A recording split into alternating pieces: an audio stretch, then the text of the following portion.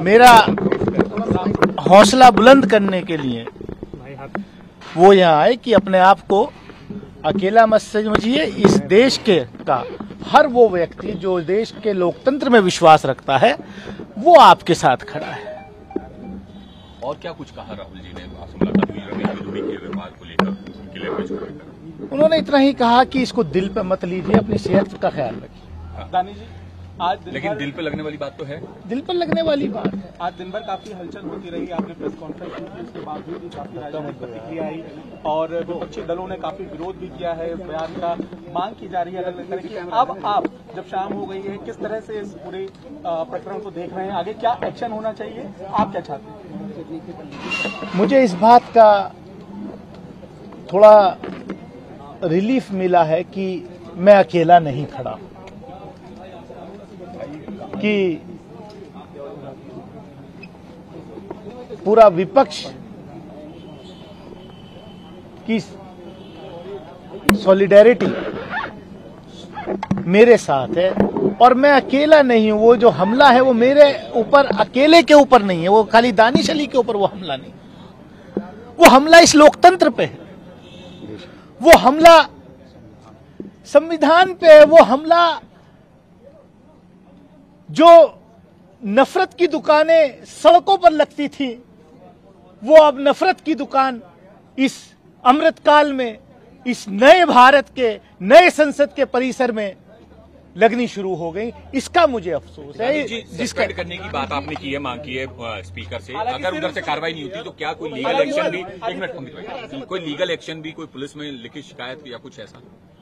देखिए, मैं उस सब में नहीं जा रहा, मैं सिर्फ इतना, मैंने जो मेरी मांग या जो मेरी शिकायत, लोकसभा अध्यक्ष हमारे संरक्षक हैं, वो एक इंस्टीट्यूशन है, वो पद जो कल की भी जो वहां लोकसभा में जो टिप्पणी रमेश बिदूड़ी जी की तरफ से हुई, शायद पूरा वीडियो देखिए, उसमें शुरू में उन्होंने जो अभद्र भाषा का प्रयोग किया वो प्रधानमंत्री जी को लेकर के रेफरेंस में किया, जिसका मैंने विरोध किया कि prime minister is an institution, आप नहीं कर सकते इस भाषा का प्रयोग।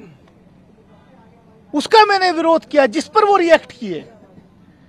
क्या प्रधानमंत्री के इंस्टीट्यूशन को इज्जत, उसकी इज्जत बरकरार रहे, उस पर मेरा खड़ा होना भाजपा के सांसद को बुरा लग गया और भाजपा के वरिष्ठ सांसद पीछे से बैठ करके जो है मेज थपथपा रहे, हंस रहे।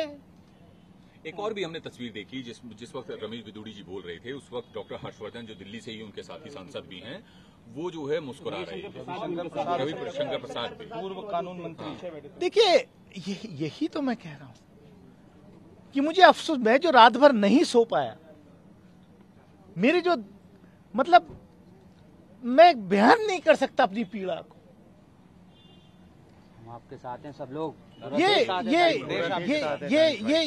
ये जो हुआ है, ये मेरा इंडिविजुअल नहीं। आप इस देश में अमृतकाल में, क्या हमारे पुरखों ने इसलिए आजादी इस मुल्क को दिलाई थी कि आप इस तरीके से टारगेट करेंगे? जब संसद के अंदर, पार्लियामेंट के अंदर ये व्यवहार है, तो आम आदमी के साथ जो गांव देहात में रहता है, जो कस्बे में रहता है, उसके साथ क्या व्यवहार होगा इन लोगों का? ये बड़ा सवाल है। और हम मदर ऑफ डेमोक्रेसी कहते हैं अपने मुल्क को, पूरी दुनिया के सामने शर्मसार करने का काम किया है। अब ये उनके नेतृत्व का काम है कि क्या कार्रवाई करते हैं। भाई, कांग्रेस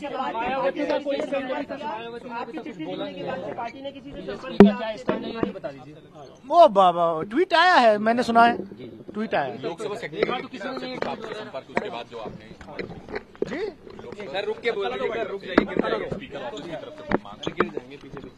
नहीं,